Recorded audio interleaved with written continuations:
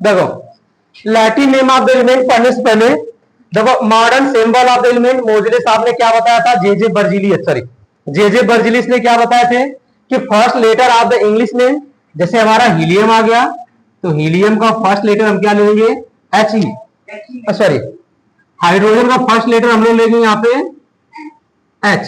अब दूसरा हमने ले लिया हीलियम, तो हीलियम में भी एच आ रहा है, तो उन्होंने बताया फर्स्ट लेटर, और फर्स्ट लेटर के साथ साथ क्या लेंगे, सेकेंड लेटर, और सेकेंड लेटर किसमें रहना चाहिए, इथनॉल में, ठीक।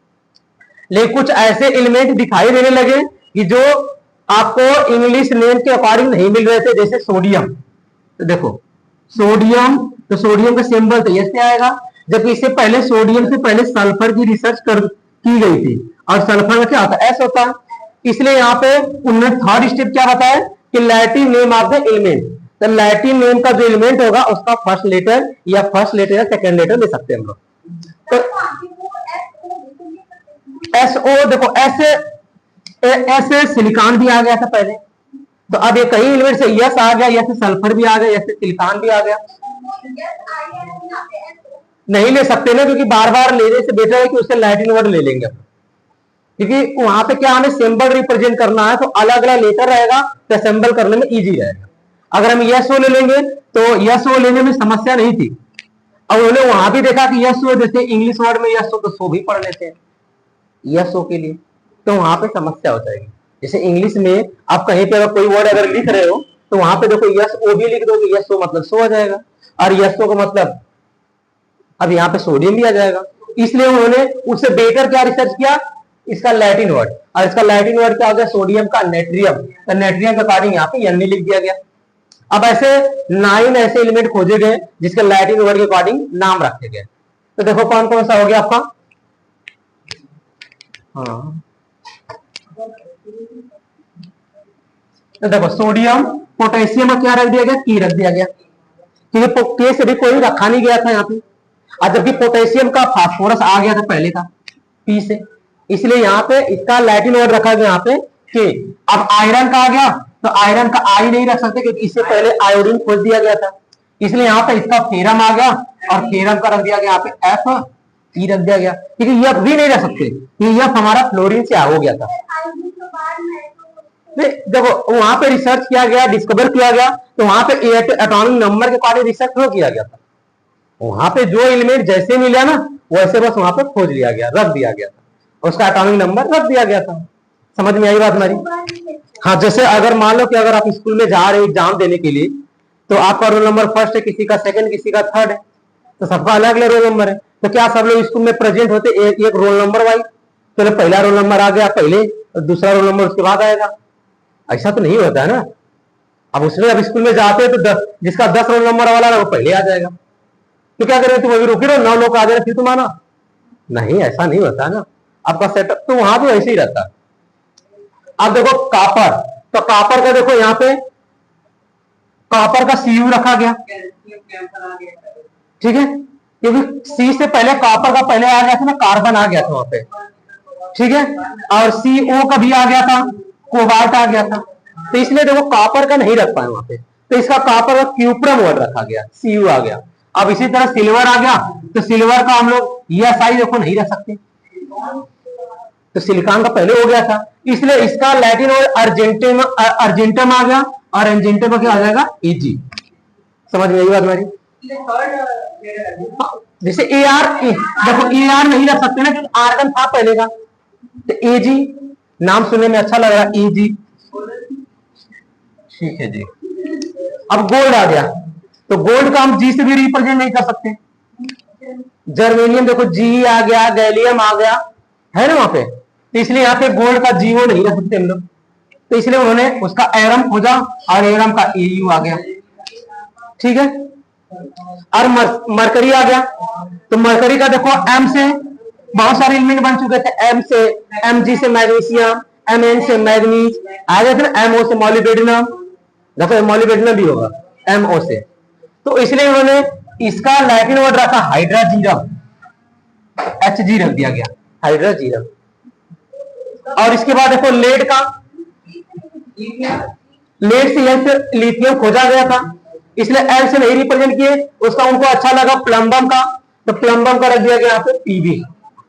और इसी तरह टीन, तो टीन का यहाँ पे टीआई नहीं रखा गया क्योंकि टाइटेनियम पहले खोजा गया था, इसलिए इसका स्टैनम रखा गया लैटिन वर्ड के अकॉर्डिंग एसएन। तो ये कुछ सिंबल है जिसको इसका हाँ एसटी नहीं रखा गया ना, एसटी मतलब ऐसे उनको अच्छा नहीं लगा होगा, कोई रीजन हो सकता हो, तो एसएन रखा गया वहां पे। ठीक है, तो नोट कर लेंगे अभी से, अगर हो गया तो आगे पढ़ते थे।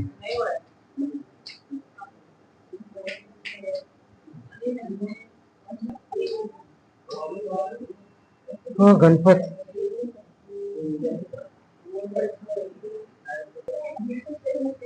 देखो, atomic mass of an element है, एटॉमिक मास ऑफ एलिमेंट जिससे अभी तक हम लोग क्या पढ़ते आ रहे थे कि कार्बन का एटॉमिक मास 12 यूनिट होता है, हाइड्रोजन का 1 यूनिट होता है, ऑक्सीजन का 16 यूनिट होता है, ये पढ़ते आ रहे हैं ना।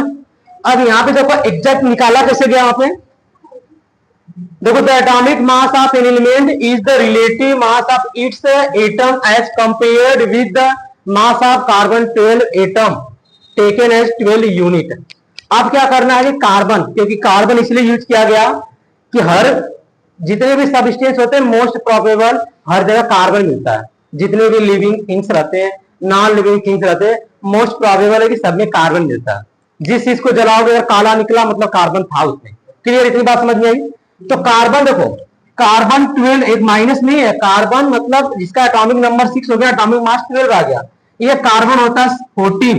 इसका यूज हम लोग करते हैं ना fossil fuels age of life, यानी कि फॉसिल फ्यूल्स का पता लगाने के लिए, उसका आयु का निर्धारण करने के लिए, जैसे आपकी डेड हो जाएगी, आपकी बॉडी पड़ी रहेगी, तो आप कितने साल पहले मरे थे आज से, जब वो खोजा जाएगा, और जब आप मरे थे कितने साल के थे, तो उस सब का पता लगाने के लिए कार्बन 14, ये सब सीआईडी देखते होंगे, उसे बताया जाता है फॉरेंसिक रिपोर्ट में।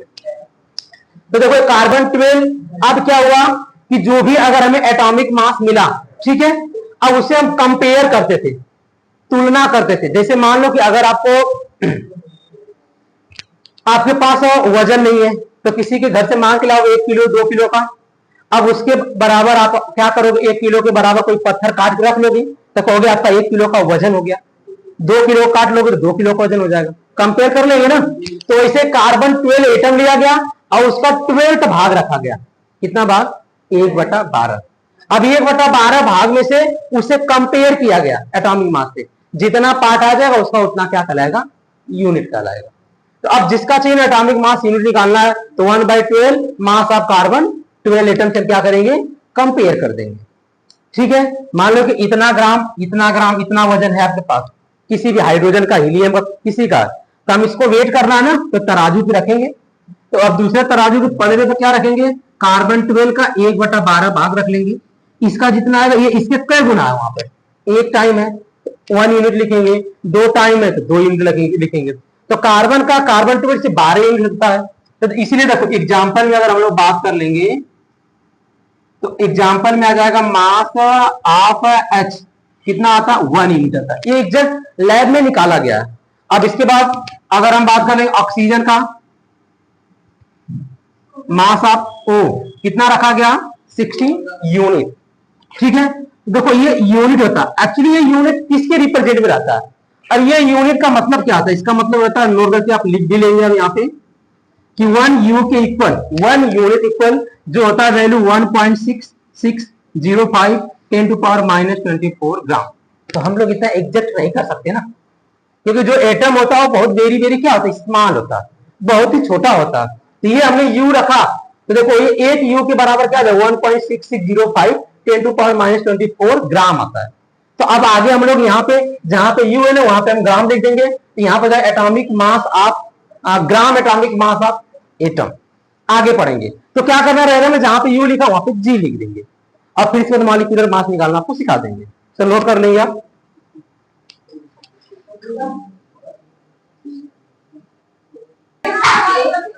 देखो इधर सिग्निफिकेंस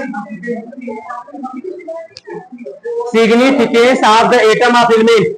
अगर किसी भी एटम का अगर हमने सिंबल लिख दिया, मान लो कि अगर हमने ये लिख दिया, तो इससे क्या पता चला आपको,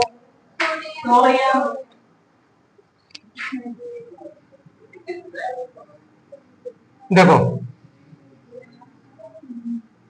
सिंबल ऑफ एटम रिप्रेजेंट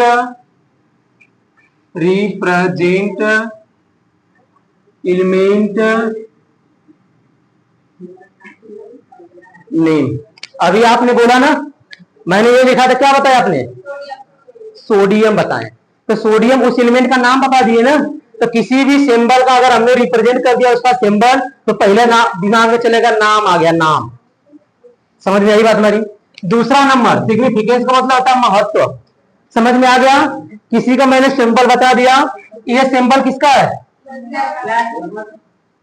अरे यही तो दिमाग, इसी को प्लस का सिंबल अगर बन गया तो हॉस्पिटल का आता है ना। तो आप जैसे अगर किसी का सिंबल बन गया, एलिमेंट की बात करेंगे तो उसका नेम रिप्रेजेंट कर दिया, ठीक है। दूसरा, अगर कोई सिंबल मैंने लिख दिया, चलो सोडियम ही लिख दिया, क्या रिप्रेजेंट हो रहा है? 2 सोडियम, यहां 3 आ गया, 3 सोडियम, यहां पे कितना रिप्रेजेंट हुआ? 1। तो ये हो गया सिंबल ऑफ एटम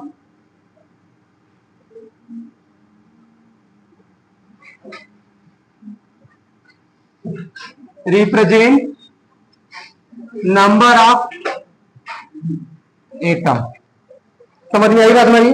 अगर सोडियम का कितना एटम है, अगर कुछ नंबर है तो 1 एटम, उसके आगे 2 आ गया तो 2 एटम, 3 आ गया तो, क्या इतनी बात समझ में आई कि नहीं? तीसरा नंबर,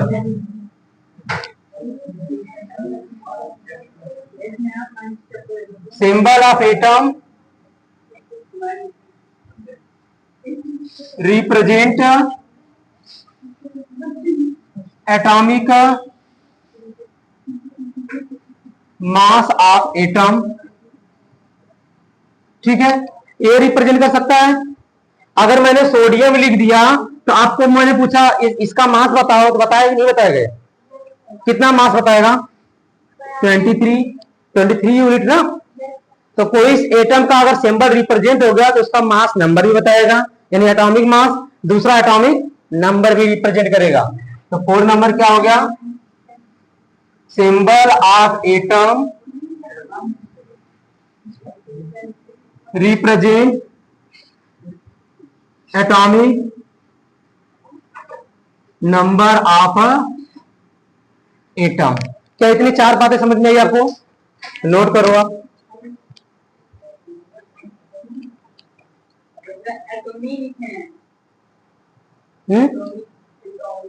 कहां पे? अच्छा सॉरी, यहाँ पे, ठीक है। एटॉमिक लिख लो आप। एक पॉइंट और लिख देते हैं,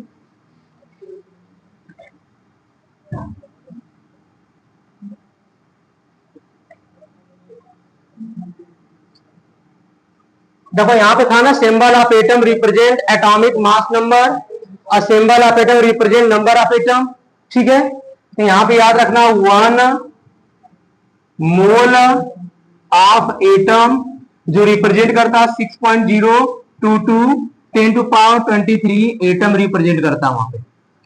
मतलब कि अब ये सोडियम जो हो गया सोडियम, अब ये सोडियम कितने एटम से मिलके बना होगा? 1 एटम। तो ये मिलके बना होगा 6.022 10⁻23 एटम कंबाइन हुए होंगे, तब जाके ये एक सोडियम एटम मिला होगा हमें।